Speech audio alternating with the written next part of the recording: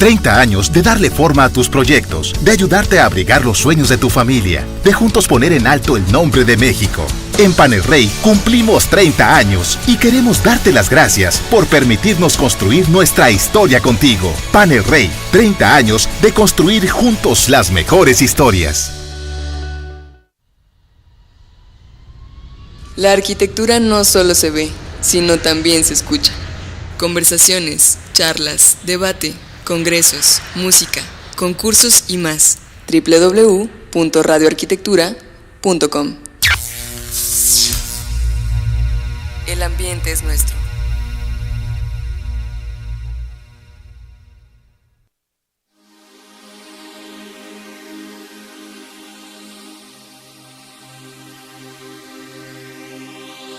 Lunes por la noche y eres un orgulloso sobreviviente a la resaca de fin de semana, un aguerrido combatiente de la jungla de asfalto, borracho de smog y atolondrado por el golpe de calor, un héroe de Popeye Agrega sorteando de mentores al volante, ninja warrior del transporte público, escapando al kraken autoritario del sistema, maestro Jedi domando ambulantes y demócratas, mientras sorteas las inclemencias climáticas. Felicidades, logro desbloqueado. Deshazte de tu armadura, apaga tu sable láser. Date una revista auditiva, degusta la vida a través de la arquitectura. Sumérgete en conducta urbana. Continúa la conversación con Marlene Mendoza todos los lunes 9:30 horas por www.radioarquitectura.com.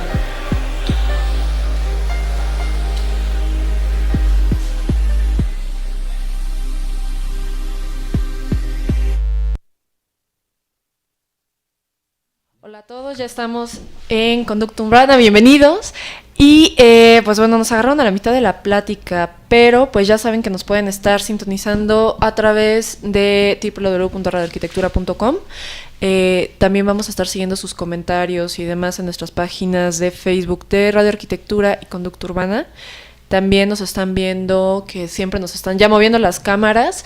Acá arriba estamos en la transmisión vía streaming de YouTube. Gracias a todos, sobre todo a quienes han estado colaborando para que estos espacios sigan abiertos. Y de este lado tenemos la transmisión en Facebook. Hola a todos, siempre estamos ahí también atentos a sus comentarios. El día de hoy viene, pues yo los nombré como el colectivo Arqueopatías, no sabía si estaba del todo correcto. Sí, mejor, ¿no? Porque no es como que Arqueopatías sea una unidad. Juan ya había estado con nosotros previamente en otro programa donde platicamos muy por encima, así como que nos quedamos en la nata de la charla sobre patrimonio. Pero pues el día de hoy viene con todo el equipo para que nos platiquen sobre un proyecto que está comenzando y que bueno, no voy a hablar más de él hasta que empecemos primero con las presentaciones, y Juan pues nos va a echar la mano presentando y que cada quien nos platique qué hace y pues de dónde vienen y qué armas portan, ¿no? Sí, seguro, okay. Perfecto, pues gracias Marlene de nuevo por la invitación y por dejarnos venir ahora con el equipo completo, con la alineación completa, porque igual para nosotros siempre ha sido bien importante que todo se conceptualice como un trabajo en equipo, porque así lo es, y entonces con esa intención es que estamos acá, todos invitados por ti, y aprovecho para entonces presentar hacia mi derecha a Sara Gracia. Gracias Sara, es que dije gracias Sara, que es arqueóloga y con una maestría en estudios andinos, y que pues es junto con después Juan José Guerrero, uno de los fundadores del proyecto de Arqueopatías en 2010, y nos acompaña también Cari, que es una entusiasta de todos nuestros proyectos y que nos va a acompañar también con su visión desde la literatura, ¿no? Por ahí de repente pues es interesante darle este giro a nuestro trabajo, y entonces más bien le doy la palabra a Sara para que nos platique un poco. Bueno, pues muchísimas gracias por la invitación a todo el equipo de Radio Arquitectura y al público que nos está sintonizando por todas las redes. Bueno, aquí estamos presentándonos como un colectivo que de alguna manera fluye. Por eso cuando vino Juan, pues de alguna forma estamos así como un poco desfragmentados y después volvemos a como que a unirnos dependiendo de alguna forma la línea que sigan cada uno de los proyectos que propone el colectivo precisamente, y el taller de acontecimientos es uno de ellos. Este surgió a partir de una necesidad de salir de un poco de nuestra zona de confort, que pues eran tanto las redes sociales como la cuestión académica, completamente en textos, ¿no? Que también tenemos la revista Textos Arqueopáticos, y generamos como una lluvia de ideas en algún momento. Dijimos, bueno, vamos a tomar las calles y vamos a trasladar todos estos conceptos de patrimonio que nosotros hemos acumulado durante varios años de trabajo en diferentes rubros, porque somos multidisciplinarios. O sea, hay arqueólogos, hay antropólogos, hay personas de filosofía, de historia, de letras, ¿no? De fotografía, arquitectura, y vamos a enfocarnos en resaltar una cuestión de patrimonio fuera de esta cuestión monumental que ya hemos trabajado ampliamente. Y ahora le doy la palabra a Juan José, que nos va a platicar otro poco más. Sí, bueno. Pero voy a se pueden robar la palabra también. Digo, ya hemos estado en situaciones más hostiles aquí en la cabina. Yo quiero primero como que empezar por el principio, ¿no? Y que nos platiquen de dónde sale el proyecto en sí de Arqueopatías, porque pues igual y muchas personas no están enteradas, y de ahí los proyectos que han manejado, en los que han estado, porque es esta historia o esta línea de ideas de, bueno, nosotros hemos hecho un trabajo académico a través de los años, de investigación, de estarse documentando, de estar haciendo visitas, para que desemboque en una necesidad de tener que salir a la calle, ¿no? A ciertos planteamientos. Entonces, sí sería como útil que todos los que nos están escuchando ahorita y que sus preguntas y comentarios son bienvenidos, pues puedan tener este contexto de que no es de una semana, un año, 2 años, sino que ha sido un trabajo a lo largo de bastantes años, ¿no? Sí. Entonces, si quieres, vamos contigo y tú nos empiezas a platicar y ya se van rolando el micrófono. Sí, pues justo estamos cumpliendo 7 años ya del proyecto de Arqueopatías, que surgió como un espacio de libertad, creo yo, en términos académicos. Coincidió que pues algunos compañeros nos encontramos en Teotihuacán, Sara estaba en Perú, de pronto cada quien disperso en distintos espacios, pero con muchas inquietudes que a veces el trabajo formal institucional pues no te da permiso. O sea, tenemos ya proyectos y metas que corresponden más a una institución, que son muy loables y son muy importantes, por eso trabajamos en ellos, pero también nos daban ganas de jugar nosotros con nuestros propios proyectos, con nuestra propia voz, sin tener que estar pensando siempre en llevar la voz institucional o algo así. Y ante eso, bueno, Juan ya tenía un buen rato mandando siempre información por correos, ya tenía, no sé, me parece unos 8 años, desde que nos conocimos en la licenciatura.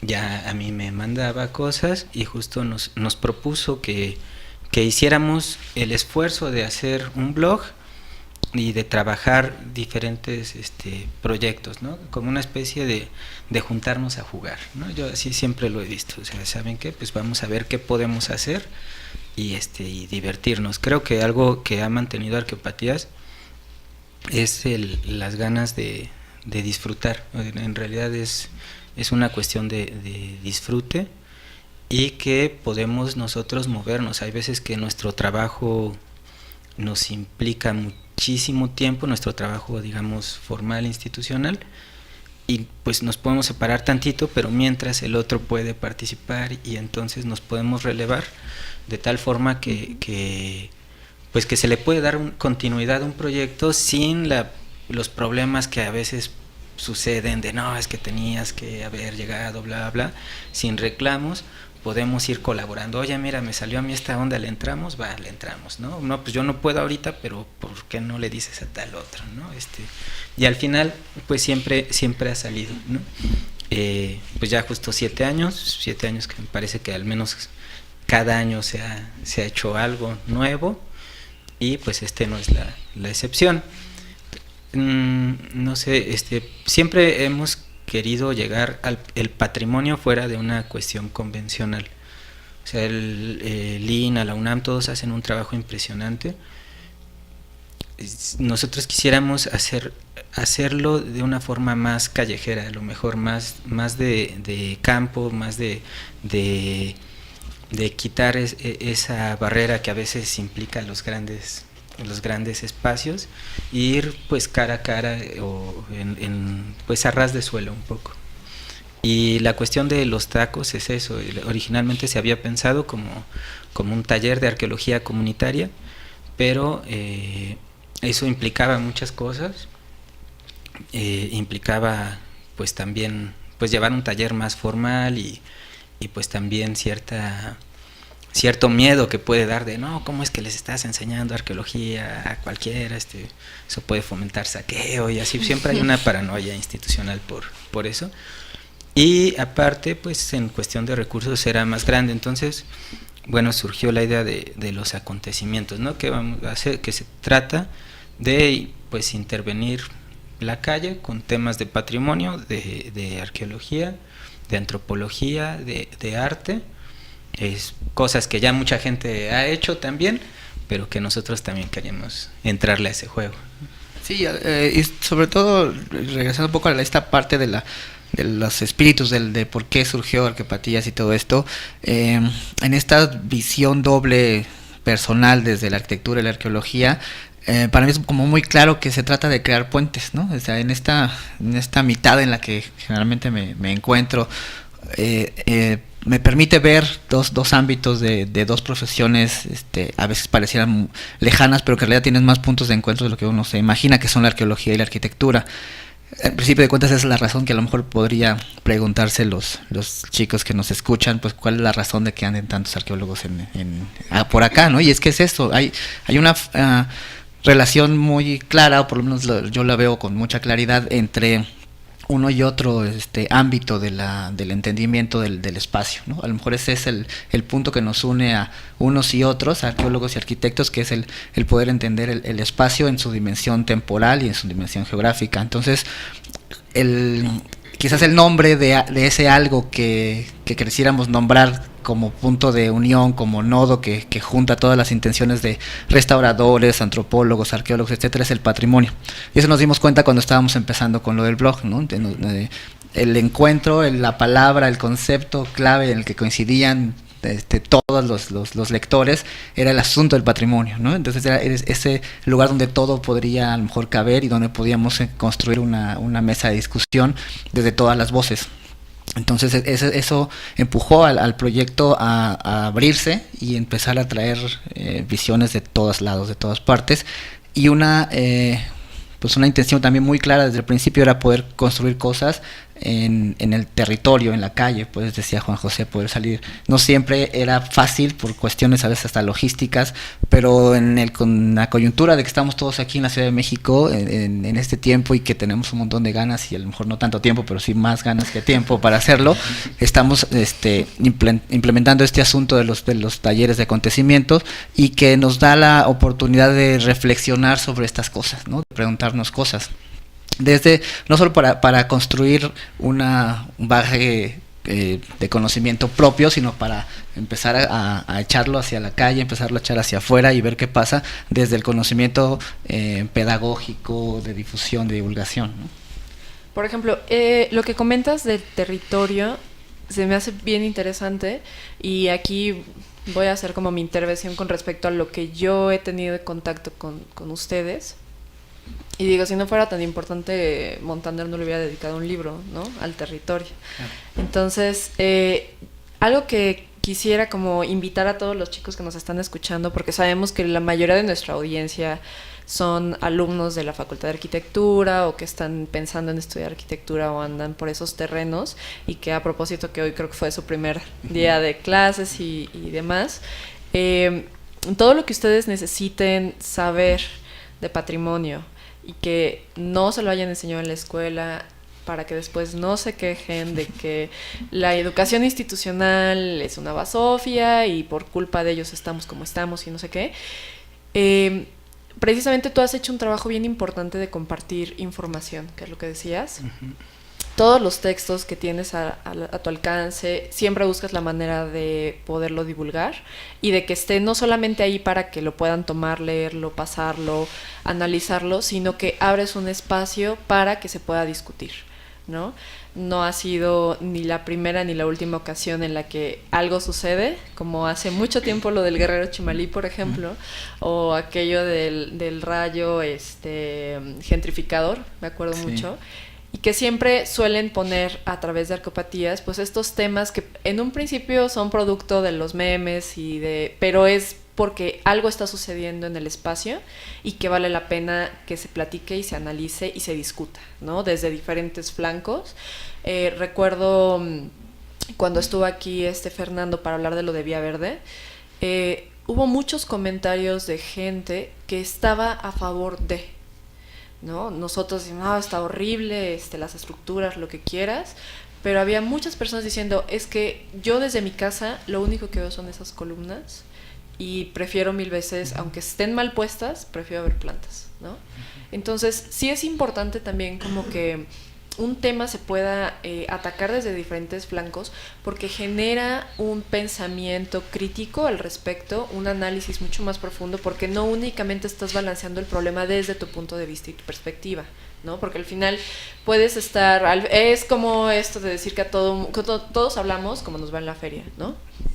Entonces, sí me parece que es un espacio en el que se ha generado conocimiento valioso, ¿no? Y una divulgación importante sobre la cultura del patrimonio, ¿no? Entonces, chicos, vamos a estar pasando toda la información a través de nuestra página de Conducta Urbana para que puedan suscribirse también y puedan estar al pendiente de esta información y para que no se duerman en sus clases de mesoamericana, ¿no? Por ejemplo, porque yo recuerdo mucho, yo la pasé muy mal, particularmente mal en esas clases. Digo, ahí le mando un saludo al arquitecto Burgos, que creo que tal vez nos esté escuchando. Sí, seguro. Él no Saludos. me dio esa clase, yo tomé con él aprovechamiento del patrimonio arquitectónico, que fue el fundamento para lo que terminó siendo mi tesis, que es de reciclamiento urbano. Como que no me gusta hablar de mi tesis porque no quiero que la busquen, pero es sobre pues reciclamiento urbano y sobre el patrimonio industrial, ¿no? Que casi no se toca aquí en la Ciudad de México porque, bueno, está como en un sector complicado y que geográficamente, pensando como en el esquema de la ciudad, está geográficamente en un territorio muy castigado, ¿no? Entonces no permite que pueda volverse en un punto de una nueva cultura como para generar pues una conciencia barrial distinta, pero hay un arraigo de identidad al respecto, que particularmente mi tesis está en Azcapotzalco, en lo que está el Parque Bicentenario ahorita, que era la refinería, y abajo está un ATAR de Pemex. Entonces ahí eran unas buenas 54 hectáreas para chambear. Entonces, a diferencia de otros países europeos en donde, bueno, el patrimonio industrial es sagrado, ¿no? Y a lo que iba con esto es, pues, esta importancia de no únicamente informar, sino de generar estas mesas de discusión y a través de las mesas de discusión salir a la calle y entonces sí armado de un poco más de conocimiento, ¿no? Pues que más bien, por ejemplo, ahí la pregunta sería, para ti, de parte de nosotros, arqueólogos, antropólogos, o sea, en realidad, ¿qué hubieras deseado tú frente a a lo mejor ese desagrado o el mal planteamiento que a lo mejor no captó tu interés de arqueología mesoamericana, que hay algo en lo que a lo mejor quizá no te sientes identificada con mucho pues fíjate personas. Que recuerdo mis clases, no me acuerdo el nombre del maestro, pero muchos deben de recordarlo porque es alguien que daba clase a las 7 de la mañana. Entonces creo que tiene mucho que ver, y quizás aquí pues mis amigos que se dedican a esto de la pedagogía puedan utilizar mejor las palabras al respecto o más específicas, pero sí es una manera en cómo lo enseñas, ¿no? No hay una didáctica. Me recuerdo que era apagar las luces y un montón de proyecciones y ahí pueden ver la pirámide de Cuicuilco. El friso 23. Exacto. Entonces sí crea como una brecha no porque no sientas identidad, sino que todos tenemos esta cuestión de, bueno, yo soy mexicano, bla, bla, bla, te la enseñan desde la escuela, y cuando eres niño haces tus monografías de la cabeza olmeca, y te hacen memorizar todos estos procesos, en lugar de facilitar una comprensión de que no es únicamente un hecho aislado, sino que es una historia de nosotros como individuos en un espacio, pues hablando como de una cultura tradicional, ¿no?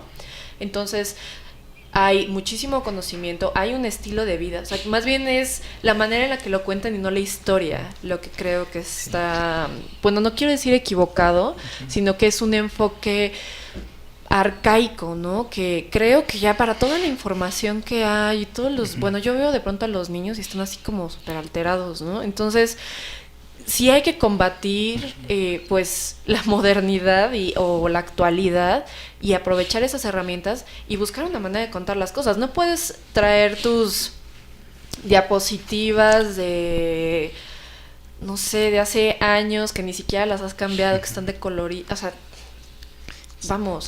Sí necesitas incluso chavos, o sea, hay muchísima fuerza que creo que se malutiliza, los chavos que hacen su servicio social, los ponen a sacar copias, cuando deberían de estar digitalizando. Digo, hay niños, das cursos de Photoshop, ahí, o sea, es claro. Ahí cuando, ¿sabes qué? Vectorízame esto, métele color, o sea, esa información se tiene que ir actualizando, porque si no también ojeas y dices, híjole, ya ni siquiera son legibles, ¿no? A veces. Sí. Ilustraciones increíbles, porque yo soy como, perdón que ya me estoy robando el micrófono, pero me preguntaron, ¿no? Ya saben cómo soy, ¿para qué? Por eso a mí no me tienen que preguntar en el programa, pues sí, ya les he dicho. Yo soy fan de la ilustración y los que me conocen saben que ilustro también.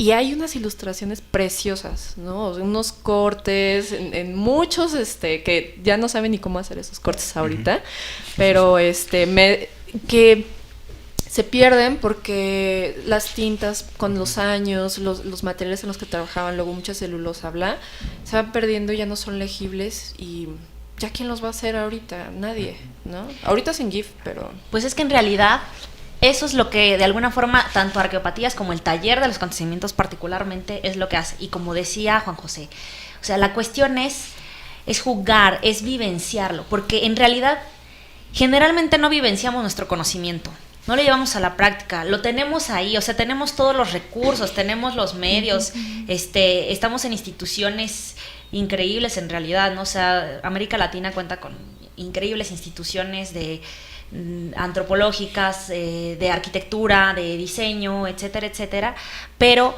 la cuestión aquí es cómo lo llevo a la práctica, pero a mi vivencia, a mi práctica, a lo que yo estoy sufriendo en la ciudad, a lo que yo estoy viendo destruir en mi ciudad, a lo que estoy viendo que se acaba en mi barrio, que se acaba en mis espacios, ¿no? Y que digo, bueno, ¿qué es eso que yo quiero a lo mejor, si no mantener, recuperar, preservar, porque, bueno, en realidad todo se destruye, nada se conserva, es eso, ¿no? Es darle un sentido a eso que yo, con mi conocimiento y con este colectivo, puedo lograr de manera multidisciplinaria, alcanzar a vivenciarlo. A lo mejor se está concientizando desde la propia persona, desde su propia disciplina, y lo lleva a un terreno mucho más práctico, más digerible, más de compartir, ¿no? O sea, jugamos, caminamos, nos cuestionamos, también también entre nosotros discutimos,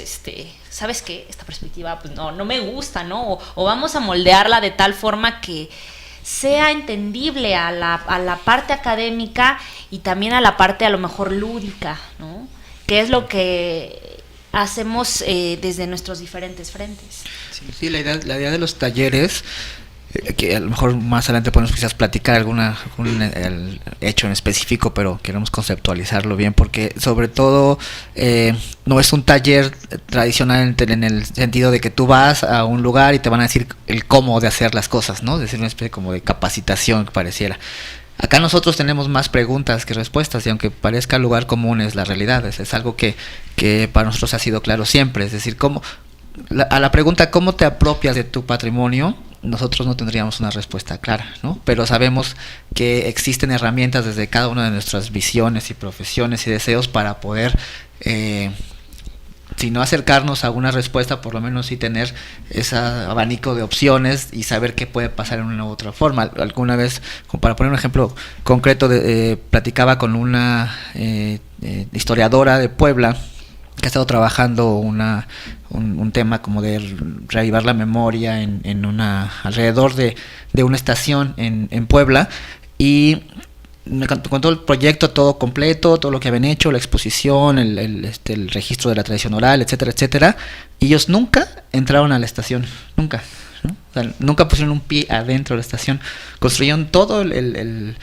trabajo de apropiación del patrimonio espacial sin el elemento. Y entonces a mí me interesaba mucho platicar con ella, porque la pregunta que tenía en mente era: entonces podemos hacer todo eso sin los edificios, y si eso es posible, entonces ¿cuál es nuestra posición frente a la defensa del edificio, ¿no? Es decir, si lo que se dice tradicionalmente es que el edificio es el depositario de la memoria, si no existe el edificio y aún así se puede construir memoria en las comunidades de esa forma, entonces ¿qué pasa con el edificio? ¿Es necesario o no? Esas son como preguntas que nos interesa como romper esas formas tradicionales, a lo mejor no porque tengamos que coincidir con eso, pero si nos planteamos esa ruptura del paradigma de cómo entendemos el patrimonio, a lo mejor está empezando por el término mismo, podemos quizás responder estas preguntas. Las instituciones, ¿no? O sea, por ejemplo, a veces tú dices, bueno, ¿qué hago si la institución no me permite acercarme o ya está realizando alguna acción, valga la redundancia, sobre ese edificio, sobre el monumento, sobre la pirámide, sobre ese algo que está muy cerca de mí? Yo no puedo hacer nada, ¿no? Entonces, ¿cómo es que esta población, tu población, porque somos los actores de esa población que nos está, de estos lugares que nos están circundando, ¿no? ¿Qué hago frente a eso, no? ¿Qué voy yo a darle, independientemente que haya o no institución? Yo tengo estas herramientas para acercarme a este lugar, incluso a este evento que está sucediendo alrededor, fuera de la institución. Sí, yo creo que eso es algo importante del patrimonio como tal, o sea, más allá del término, justo el hallazgo de que el patrimonio lograba discutir todas estas cosas, se da porque al final somos muchos grupos, todos los grupos participamos de un patrimonio cultural y todos tenemos visiones diferentes. La visión dominante que ha tenido México hasta ahora es proteger el bien y no la experiencia con el bien, ¿no? O sea, con el bien material, ¿no? Y pensando en una finalidad o en un beneficio turístico lucrativo, ¿no? Eso sí, o sea, a partir de los 80s se privilegió cuidar los edificios o los monumentos arqueológicos para atraer turismo en una visión puramente pues económica, ¿no? Antes lo que interesaba era decir, bueno, nuestro pasado mesoamericano nos enarbola como nación frente al mundo, pero no se hablaba de todas las cosas del pasado mesoamericano. Por eso tenemos una visión de los prehispánicos como si fueran nebulosa, estatuas, ¿no? O sea, no nos monografías, no nos hacemos, o sea, preguntas de si se daban zapes, si sudaban, se contaban chistes, hacían popó, no, nada de eso nos lo explicaron en la escuela. Entonces resultan personas que no fueron personas, y en realidad el patrimonio como tal rompe esa cuestión del bien en sí mismo, y la intención es la relación entre las personas, y el bien como algo que te hace reflexionar, sí, sobre el pasado, pero nunca, cuando estudias historia o arqueología, nunca estás estudiando el pasado, en realidad estás reflexionando tu presente en todo momento. O sea, el historiador no estudia el pasado, estudia el presente reflexionando sobre el pasado, igual el arqueólogo. Y pasa lo mismo con el bien. El problema es que actualmente nosotros nos enfocamos institucionalmente al edificio y no a las relaciones que hay en torno a él. Les decía a unos compañeros de Michoacán, del Laboratorio Nacional de Lengua, de Tradición Oral, que es como si ellos grabaran un cassette de una conversación o de una historia que ha pasado de generación en generación, y entonces ahora lo que es patrimonio cultural es el cassette y ya no la tradición oral, ¿no? O sea, lo que es en realidad el que estamos viviendo, estamos participando del territorio, estamos todo el tiempo generando cultura, y reflexionar sobre el patrimonio cultural es reflexionar sobre lo que estamos creando, a partir también de lo que ya existía, o sea, qué cosas conservamos, qué cosas no. Eso es importante, y lo mejor sería que todos pudiéramos decidir de eso y no solo algunas instituciones que ya marcan la pauta o la línea, también en el sistema educativo, ¿no? Sí, y no estamos diciendo que no sea importante mantener los bienes materiales, no, pero no es ni lo único y quizás no es el objetivo final de la conservación. Lo que pasa es que también es mucho más evidente cuando se pierde un bien inmueble que un patrimonio intangible, ¿no? Es como más ostentoso ver derrumbarse un edificio o ver caminar una retroexcavadora encima de una zona arqueológica que enterarse que se acabó el último hablante de Popoloca, por ejemplo, ¿no? Entonces es como más dramático y pega muy bien en las redes, y entonces uno se encuentra en muchos sitios en los que constantemente se están subiendo denuncias respecto a la pérdida de monumentos históricos, sobre todo, que es como más evidente porque está en la ciudad, en el contexto de la mayoría. Pero no vemos que haya preguntas respecto a cuáles son las relaciones sociales o las relaciones humanas que existieron en ese espacio en el pasado y que están sucediendo hoy, y de qué forma se reacomodó el tema de las relaciones económicas. Ahí entra el aspecto de la antropología, para que ese edificio se viniera abajo en términos materiales, es decir, y ahí toca el asunto de la gentrificación, es decir, cuál es la razón, el entendimiento que tendríamos que tener sobre los procesos sociales y económicos del país o de una ciudad para ir más allá de la denuncia de la pérdida del inmueble y luchar por la construcción o por la conservación de las relaciones intrínsecas del espacio, del territorio. Es decir, no es el edificio, son todas las relaciones humanas que se fragmentaron, que le quitaron el cimiento al edificio, el cimiento moral, el cimiento emocional al edificio, que permitieron que se viniera abajo. O sea, esas son las cosas que querríamos nosotros empezar a preguntarnos con los talleres, y que lo hemos intentado o lo hemos tratado de hacer en la página desde siempre, pero que hoy queremos hacerlo en la calle.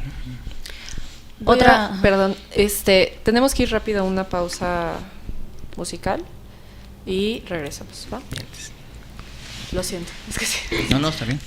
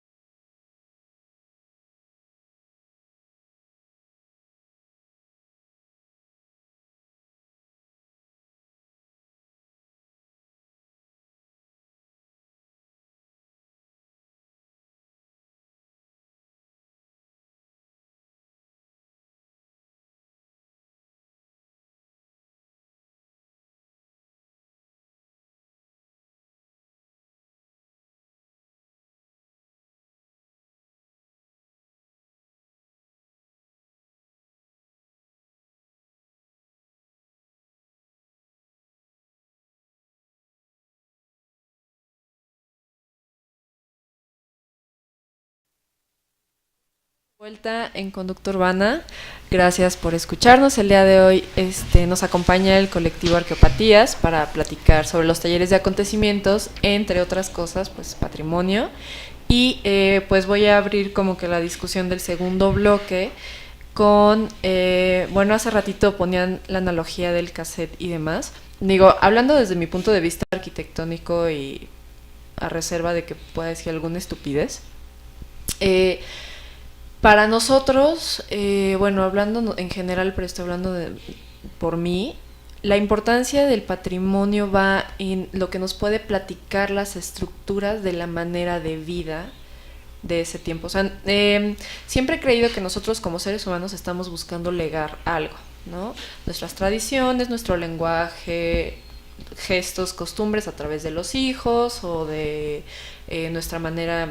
Digo, evidentemente nosotros no construimos edificios pensando en que queremos que en 50 años llegue alguien a estudiar las Torres Petronas y digan, esta gente vivía de esta manera, ¿no? Creo que eso es como ridículo pensarlo. Sin embargo, sí hay muchas cosas que pueden dar indicios de la manera en la que se solía vivir antes y quizás entender la manera en la que vivimos ahora, ¿no? Entonces, ¿qué pasa cuando precisamente ese depositario de información, pues con el tiempo se va pues lastimando, degradando, consumiendo, porque todo debe perecer? Digo, ya hemos hablado muchas veces de que los tiempos de las ciudades con respecto a nosotros como seres humanos, pues son muchísimo más largos que nuestra vida, ¿no? Entonces, pensando en ¿cuánto tiempo tardaban en construir algo? Pensando en las catedrales, quizás no era una generación, ni dos, ni tres, ¿no? A veces eran 4 generaciones que se dedicaban exactamente a lo mismo y que continuaban una labor, ¿no? Entonces, ¿qué pasa cuando este objeto o este bien, como decían hace un ratito, pues desaparece, ¿no?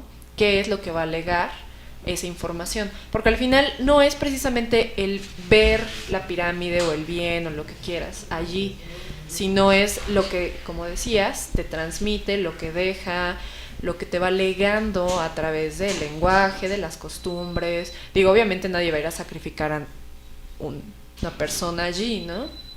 Sin embargo, pues es un testigo vivo que, si alguien recuerda de quién es la frase, que es un testigo silencioso y vivo de la historia, ¿no? La arquitectura, por ejemplo.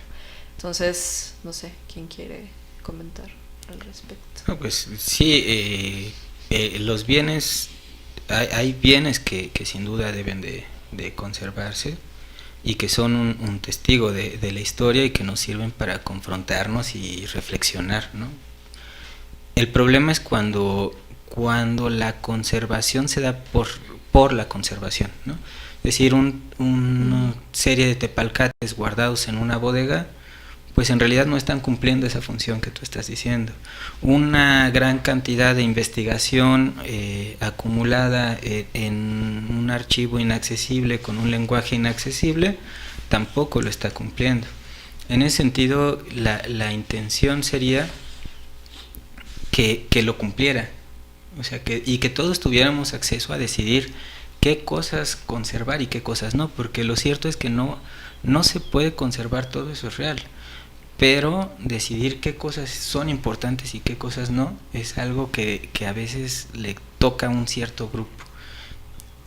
Y sobre todo le toca porque el resto no están cerca de la toma de decisiones o no tienen el conocimiento sobre ese espacio. Algo con lo que hemos jugado mucho es hablar de monumentos donde hubo un monumento y ya no está, ¿no? O sea, hay espacios del país donde ya no existe la zona arqueológica, ya no ves la pirámide, Teotihuacán, etcétera. Sin embargo, la investigación arqueológica, sobre todo de salvamento, encontró ahí vestigios, los estudió, y ahora arriba hay una banqueta y nadie sabe lo que pasaba allá abajo. Entonces, pues para que justo cumpla ese papel, a lo mejor ya no está el edificio, pero sí está la información.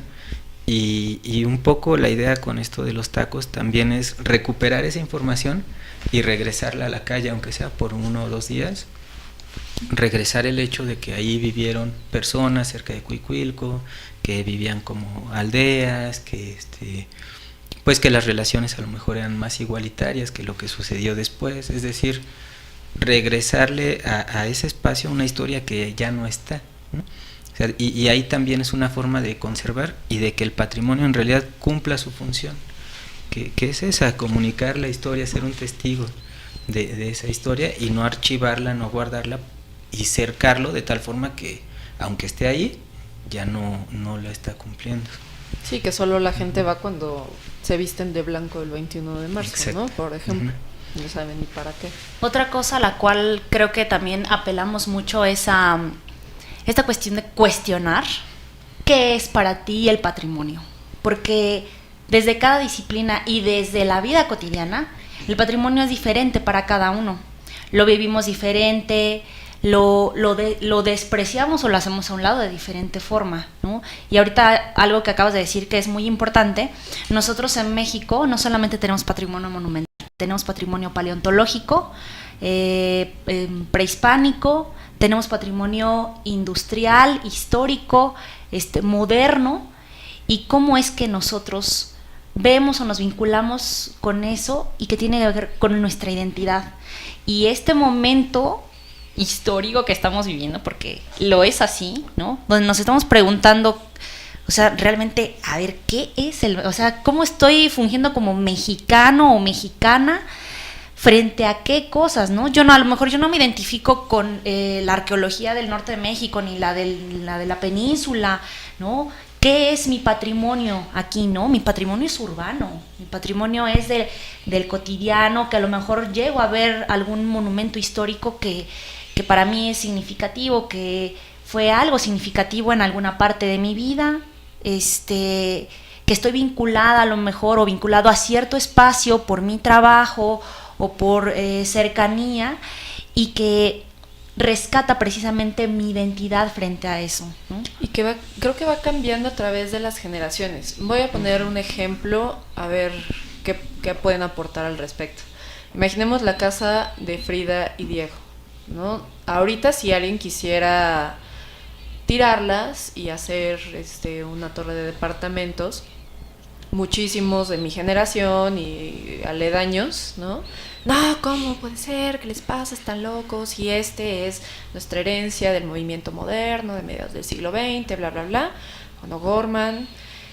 Pero quizás alguien de la edad de mis papás, ¿no? Que vivieron en ese tiempo, les podría dar exactamente lo mismo. Y si ellos les preguntan sobre Teotihuacán, dirían, oye, ¿qué te pasa? Pues, y en unas cuantas generaciones, ¿cómo podrían verlo, ¿no? O sea, creo que también incluso ese concepto, ese juicio de valor también termina siendo como muy inestable o poco preciso, en el que no hay nadie que diga todos tengan este sentimiento de identidad con un objeto o un bien o algo que es intangible, ¿no? Sino que es una red que se va tejiendo a través de los años en base a ¿qué? ¿No?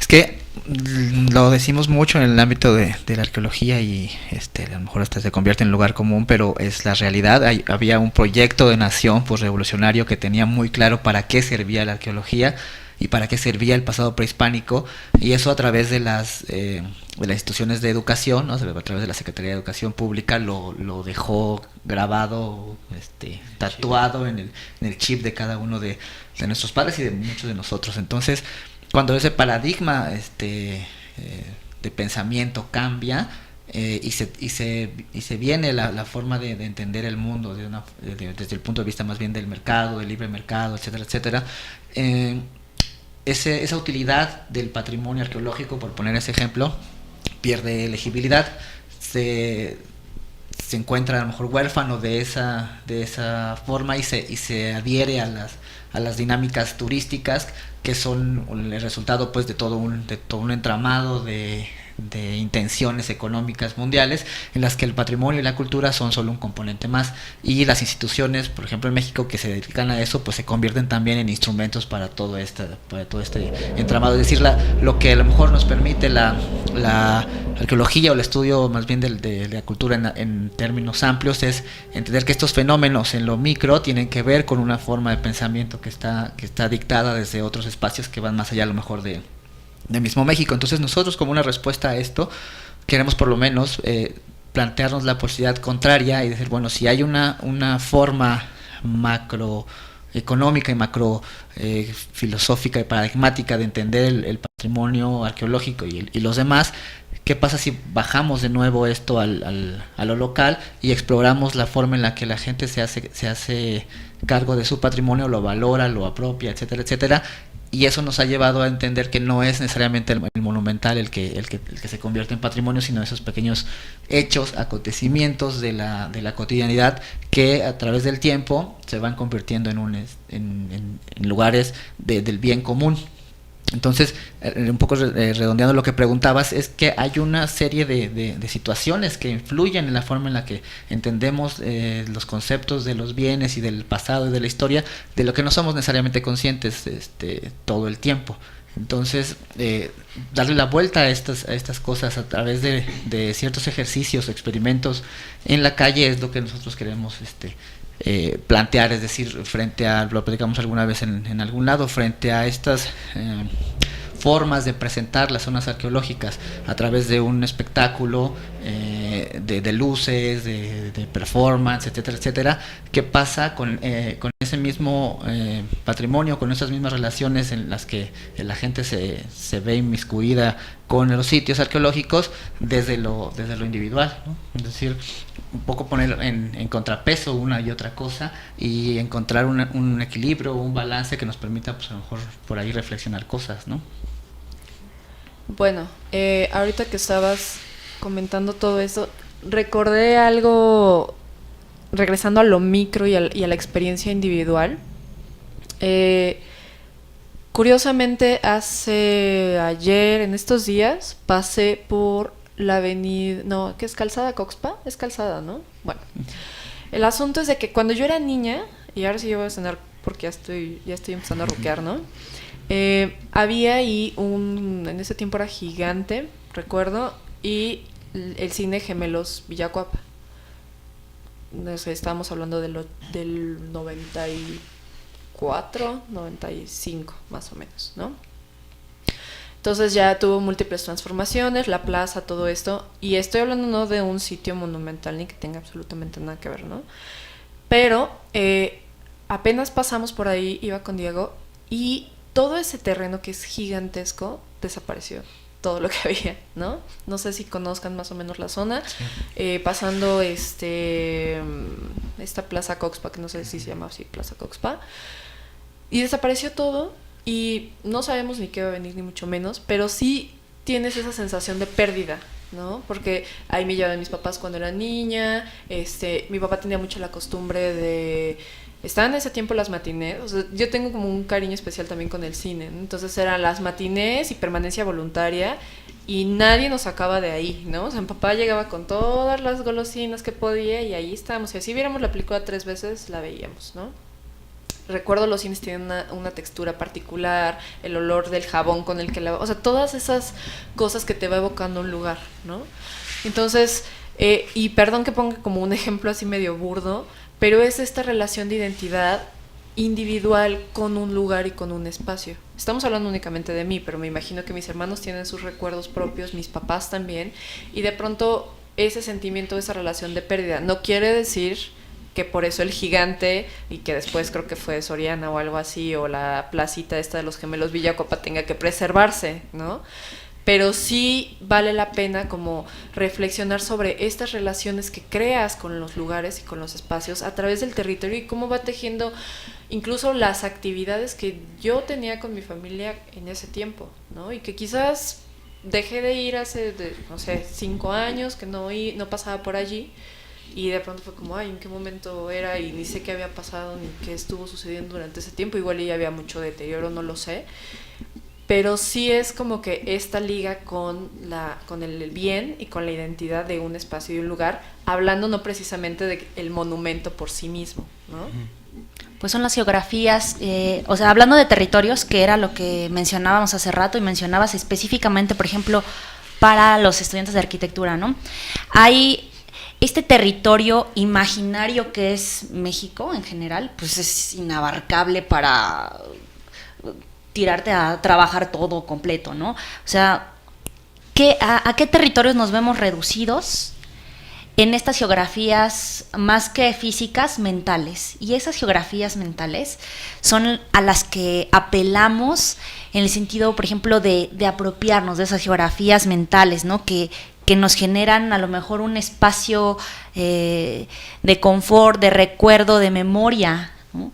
Y que es una memoria importante para nosotros y también para nuestra comunidad, la comunidad más cercana a nosotros, nuestra familia, nuestros vecinos, nuestros compañeros de trabajo, o sea, incluso, por ejemplo, las geografías que se hacen desde las facultades, ¿no? Uh-huh. O sea, en qué estamos relacionados o en qué espacios nos estamos relacionando y son significativos para nosotros. Y yo creo que justo en este momento ya nadie estamos en posición de juzgar a lo mejor que no sea significativo para alguien, ¿no? Uh-huh. Ahorita que hablabas del cine, por ejemplo, inmediatamente vino a mi mente, o sea, cómo se han ido deteriorando precisamente estos espacios que eran clásicos, ¿no? Yo les pondría ese nombre, como el Cine Cosmos, el Cine Ópera, el Cine Gemelos, no me acuerdo. Que eran antes multicinemas, ¿no? Ajá. Que incluso en las butacas tenía ahí como que el grabado, ¿no? De multicinemas. Hace, uf. No tanto. Digo, bueno, porque tú sales perdiendo, ¿no? Pero y ahora que sí, ¿qué pasa frente a estos fenómenos como los que mencionaba Juan, ¿no? De la gentrificación. Uh-huh. ¿Quién está contra qué, no? O sea, está una constructora contra este guardar lugares. Estamos nosotros en contra de este desarrollo.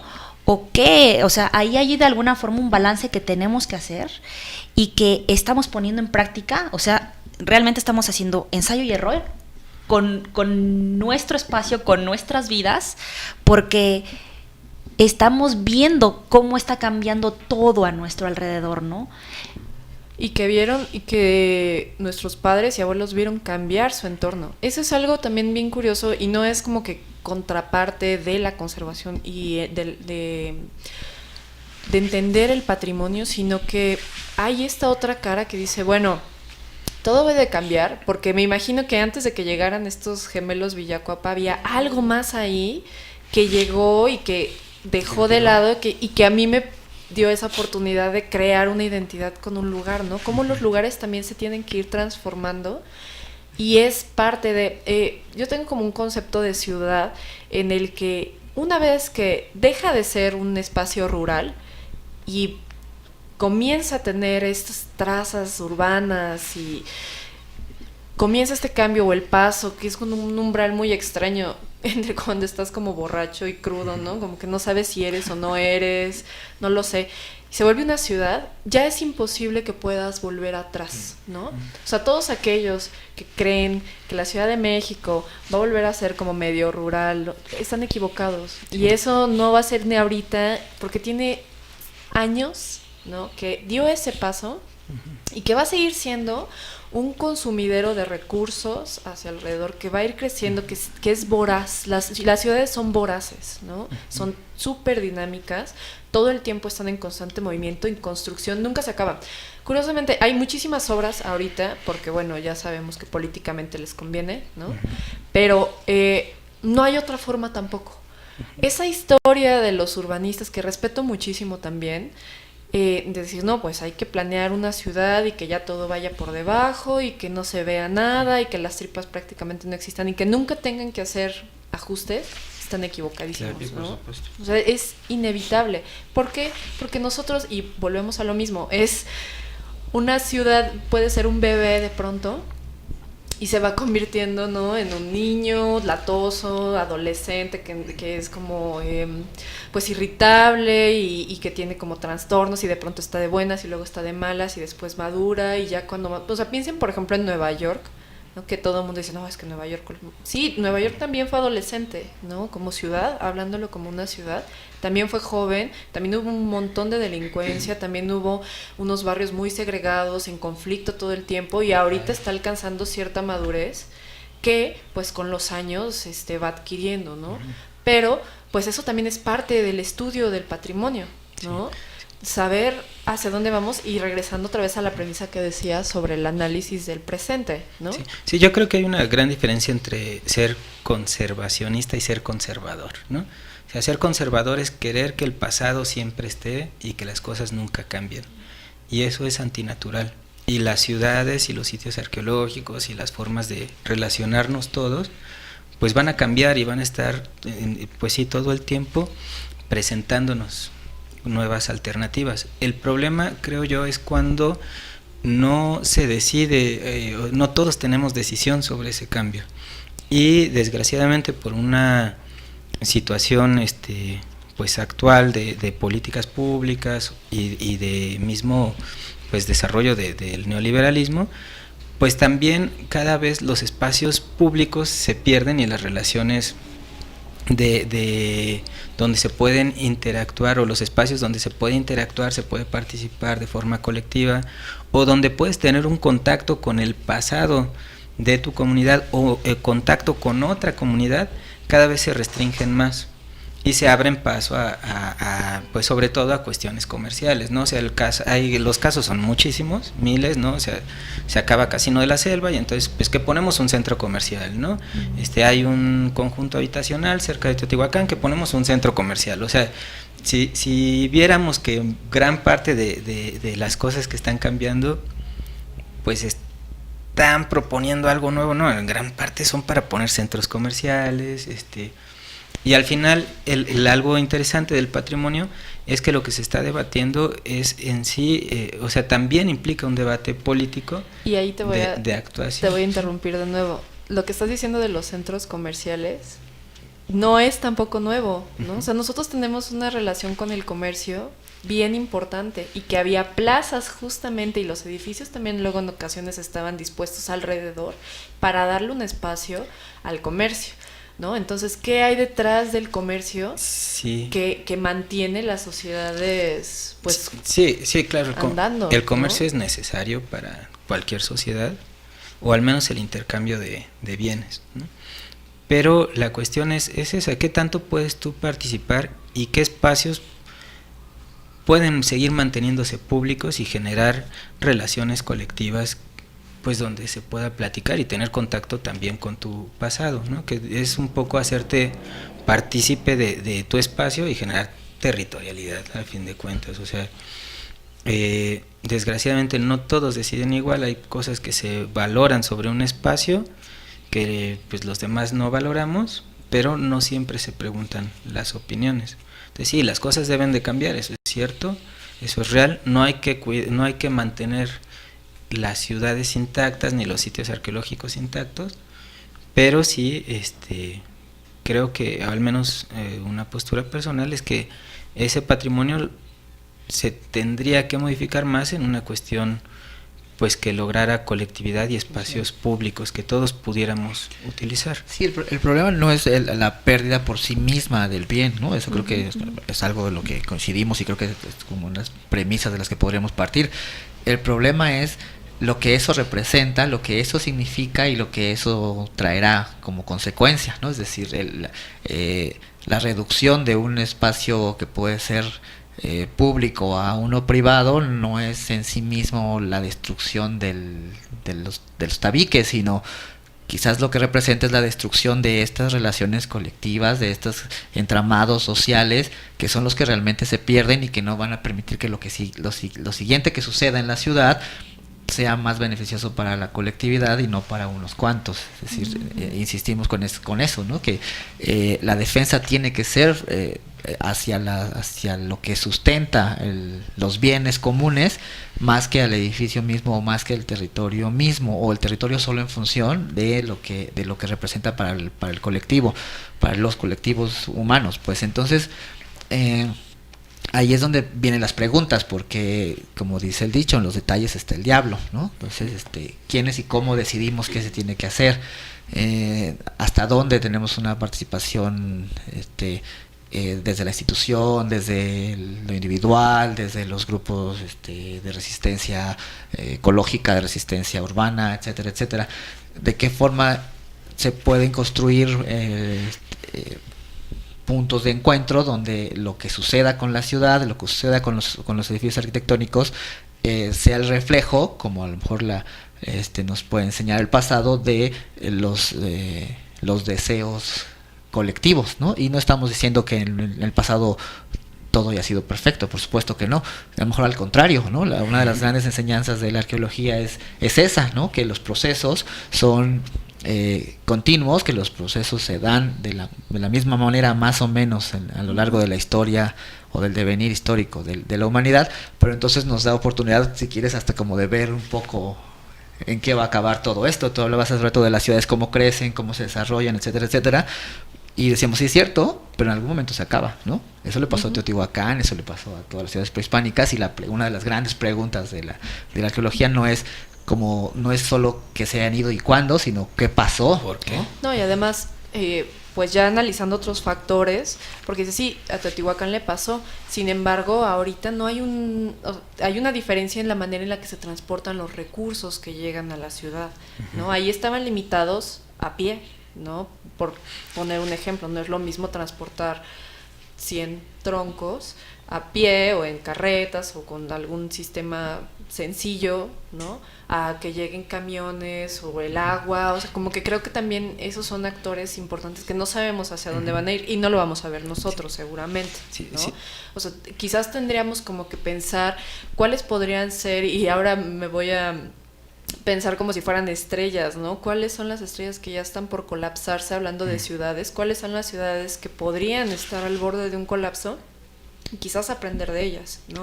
¿Qué es lo que está sucediendo? Porque hay muchas ciudades meca de muchas cosas en el mundo, y gracias a esta cuestión de la globalización y de internet y todo eso, podemos estar mucho más cerca de sus comportamientos internos, ¿no? Pero de esa misma manera nos permite también evaluar en qué etapa, en qué edad se encuentran, ¿no? Hace ratito hablaba de Nueva York, pero qué pasa con Detroit, Los Ángeles, qué pasa con pensando en Inglaterra, ¿no? En algo, o sea, en Londres, por ejemplo, o en Madrid, qué está sucediendo ahorita. O sea, sí hay como muchos buenos ejemplos que podríamos analizar y pensar, bueno, ya yo hablando como muy en el aspecto urbano arquitectónico, sí, pero que de alguna manera también les compete a todos ustedes, ¿no? Y para cerrar, platíquenos de qué van los talleres de acontecimientos. Ya tuvieron su primera sesión, y si alguien se quiere sumar o están interesados, cómo pueden acercarse ustedes, si va a ir charlas, pláticas. Yo creo que Sara, que es quien lleva... Perdón, ahora por facilidad de logística también nos hemos organizado en particular con la propuesta que Sara puso sobre la mesa en una de nuestras reuniones, y entonces a lo mejor ella nos puede platicar más bien como en esta etapa, ¿no? En esta etapa de la intervención en particular, okay, en el sur de la ciudad, pues más o menos de qué va, porque al final pues estamos experimentando y seguro irá como cambiando también, igual que las ciudades. Pues gracias, más que líder, ahorita estamos haciendo como precisamente un experimento desde la particularidad de un barrio muy conocido del sur, que es Pedregal de Santo Domingo, y que de alguna forma irá creciendo conforme las dinámicas de que cada uno imprima frente a los talleres, irá rotando un poco, ¿no? La cuestión es, o en realidad el objetivo es de alguna forma tomar la ciudad, y frente a esta última observación que tú hacías, yo consideraría que las ciudades quizá no vayan a colapsar o no estén próximas a colapsarse, sino que las estamos transformando. Se ofrecen puntos de resistencia en las ciudades y las personas a lo mejor ya en un momento que ya no pueden contenerse en esta gran mayoría, se hacen pequeños núcleos, ¿no? Y a lo mejor uno de esos núcleos somos nosotros, que ofrecemos esta pequeña resistencia con estos talleres y que los invitamos a participar. Se van a realizar aproximadamente, lo anunciaremos oportunamente, cada 15 días, los domingos, y están, bueno, ahorita ubicados en el sur. La próxima vez nos vamos a ver en la explanada de Rectoría, ahí en Ciudad Universitaria, próximo domingo, al mediodía. Quienes gusten asistir, vamos a hacer una pequeña prueba, con un taller, que es un taller sorpresa, precisamente de espacio urbano. Y cómo nos podemos aproximar un poquito desde la cuestión de barrio. O sea, aquí nuestras palabras clave son barrio, resistencia, identidad, patrimonio. Y vamos a jugar con eso, ¿no? Porque uno de los objetivos de los talleres de acontecimientos es que sea algo que cada uno pueda llevarse, apropiarse, que pueda jugar con él, que tenga cierta plasticidad y que desde su trinchera pueda ser aplicado como también un punto de resistencia frente a esta vorágine urbana. Sí. Aquí es importante decir que no estamos estructurados como un taller académico, o sea, no es que vayan y van a tomar clase y nosotros les vamos a explicar qué es el patrimonio, según quién y desde cuándo. En realidad es eso, es un taller, y en un taller pues vamos a trabajar y vamos a hacer cosas. Y sobre todo yo lo veo como una especie de tequio de experimentación sobre el patrimonio. O sea, la intención es que cada uno de los que estamos participando desarrolle una propuesta, y esa propuesta pues el resto le vamos a seguir el juego y vamos a llevarla a cabo. La intención es justamente que dicha propuesta logre identificar el patrimonio de